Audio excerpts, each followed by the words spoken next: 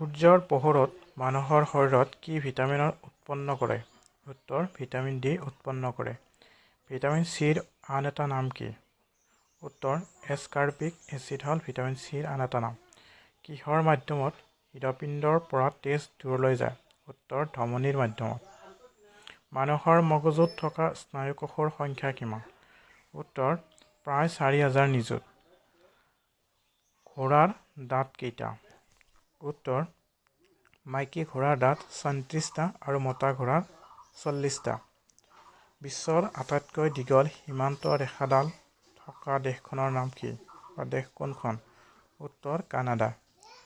বিশ্বৰ সৰ্বোচ্চ সীমান্ত ৰেখা থকা দেশখনৰ নাম কি? উত্তৰ: চীন। বিশ্বৰ সৰ্ববৃহৎ মৰুভূমি কোনখন? উত্তৰ: ছাহাৰা মৰুভূমি।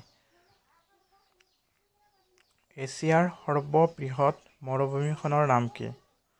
উত্তৰ: গোবি মৰুভূমি। বিশ্বৰ সৰ্বোচ্চ পৰ্বত শৃংগটোৰ নাম কি?